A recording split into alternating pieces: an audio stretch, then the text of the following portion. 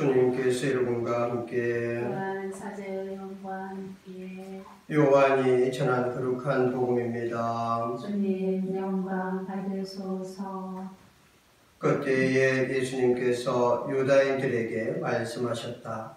내가 나 자신을 위하여 증언하면 내 증언은 유효하지 못하다. 그러나 나를 위하여 증언하시는 분이 따로 계시다. 나는 나를 위하여 증언하시는 그분의 증언이 유효하다는 것을 알고 있다. 너희가 요한에게 사람들을 보냈을 때에 그는 진리를 증언하였다. 나는 사람의 증언을 필요로 하지 않는다. 그런데도 이러한 말을 하는 것은 너희가 구원을 받게 하려는 것이다. 요한은 타오르며 빛을 내는 등불이었다. 너희는 한때 그 빛 속에서 즐거움을 누리려고 하였다. 그러나 나에게는 요한의 증언보다 더 큰 증언이 있다. 아버지께서 나에게 완수하도록 맡기신 일들이다. 그래서 내가 하고 있는 일들이 나를 위하여 증언한다. 아버지께서 나를 보내셨다는 것이다. 그리고 나를 보내신 아버지께서도 나를 위하여 증언해 주셨다. 너희는 그분의 목소리를 들은 적이 한 번도 없고 그분의 모습을 본 적도 없다. 너희는 또 그분의 말씀이 너희 안에 머무르게 하지 않는다. 그분께서 보내신 이를 너희가 믿지 않기 때문이다. 너희는 성경에서 영원한 생명을 찾아 얻겠다는 생각으로 성경을 연구한다. 바로 그 성경이 나를 위하여 증언한다. 그런데도 너희는 나에게 와서 생명을 얻으려고 하지 않는다. 나는 사람들에게서 영광을 받지 않는다. 그리고 나는 너희에게 하나님을 사랑하는 마음이 없다는 것을 안다. 나는 내 아버지의 이름으로 왔다. 그런데도 너희는 나를 받아들이지 않는다. 다른 이가 자기 이름으로 오면 너희는 그를 받아들일 것이다. 자기들끼리 영광을 주고받으면서 한 분이신 하느님에게서 받는 영광은 추구하지 않으니 너희가 어떻게 믿을 수 있겠느냐. 그러나 내가 너희를 아버지께 고소하리라고 생각하지는 마라. 너희를 고소하는 일은 너희가 희망을 걸어온 모세이다. 너희가 모세를 믿었더라면 나를 믿었을 것이다. 그가 나에 관하여 성경에 기록하였기 때문이다.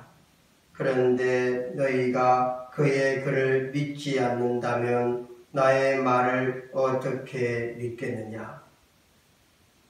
주님의 말씀입니다. 그리스도의 참여합니다.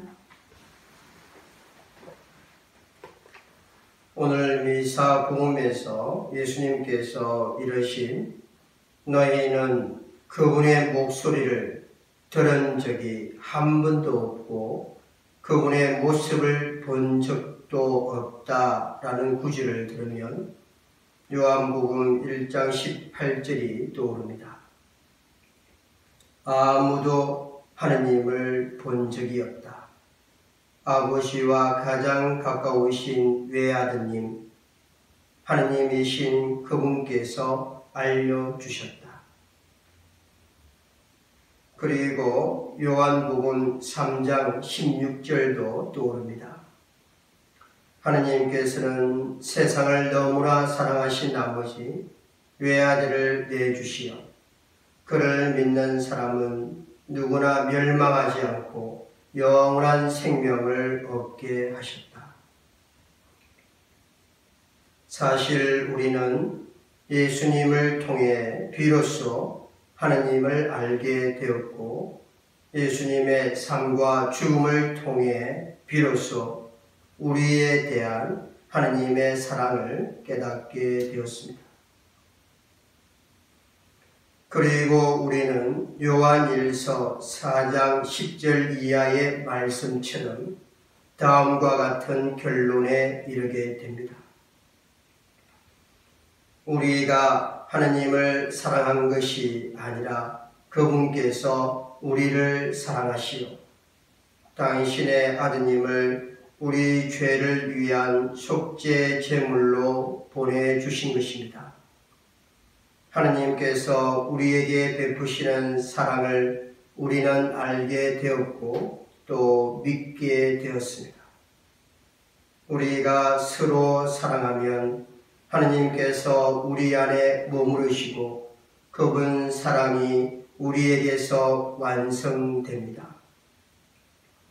우리가 사랑하는 것은 그분께서 먼저 우리를 사랑하셨기 때문입니다. 하느님은 사랑이십니다. 우리는 그 어느 때보다도 사랑이 간절한 요즘을 살아가고 있습니다. 어둠이 짙을수록 빛이 눈부신 것처럼 슬픔과 고통이 깊을수록 사랑이 절실합니다. 그 어떤 처지에도 포기하지 않고 희망의 끈을 놓지 않기를, 그 어떠한 시련에도 사랑의 힘으로 굳굳이 견뎌내기를, 더 나아가 죽음마저 초월하는 영원한 생명에 대한 믿음으로 굳건히 세워주시기를 간절히 기도했으면 합니다.